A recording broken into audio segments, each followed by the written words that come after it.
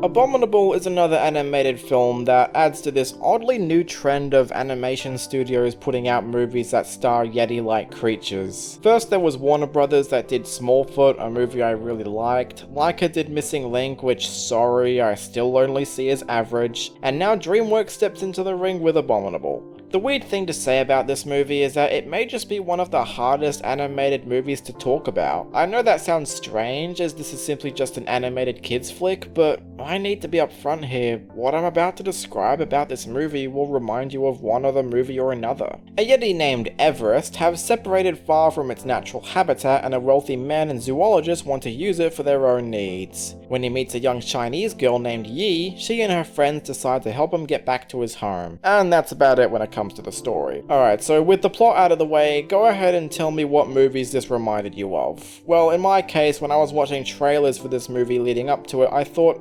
this is kinda like The Iron Giant, isn't it? And right then and there is where the movie begins to fall. The story has been told before in plenty of other children's movies, and the most infuriating part is that even at points where I felt like they were going to throw in a new twist or spark a new creative story beat, it goes right down the same safe generic path that's been done before. Even the dialogue sounds like it's coming from a different movie with the same narrative. Hell, the journey itself bears strikingly similar elements to Missing Link. You know, how the mysterious creature has to journey across to find a family. I know both of these movies were done at the same time, but it cannot be a coincidence. But I feel like there might be a reason why this movie feels very safe and bland. Alongside DreamWorks, this was co-produced by another studio known as Pearl Studio, originally known as Oriental DreamWorks. They were one of the first studios in a long time to import American films to China, starting off with The Croods, but would later co-produce some of DreamWorks' upcoming movies, namely Kung Fu Panda 3, because that movie had Chinese elements, and wouldn't you know it, so does Abominable. Except unlike Kung Fu Panda 3, Pearl Studios were mainly in charge of the story and narrative, which could explain the safe generic direction it took itself. I don't want people to think that China isn't capable of producing a good animated movie, but since Pearl Studios were mainly Chinese distributors and co-producers, having them in charge of an animated movie like this was bound to lead itself into a bland and predictable direction. Or perhaps this story was new to the people at China, so they didn't see it as a big deal.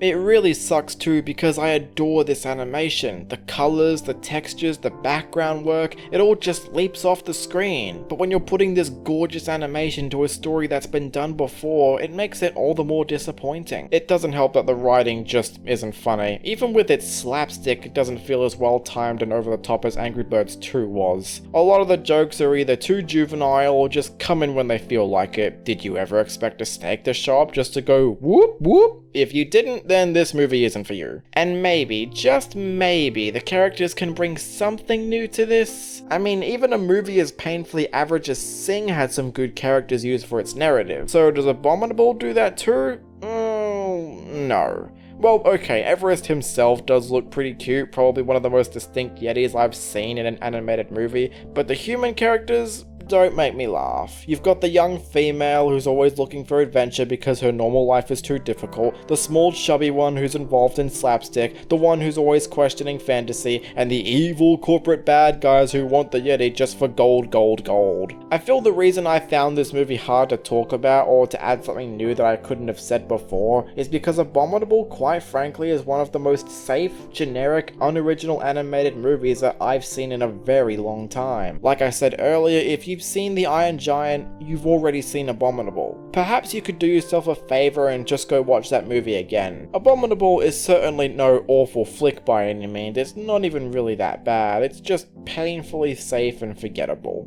I'll give it this though, DreamWorks did a fine job of delivering something easy to sit through before their real shitstorm hits.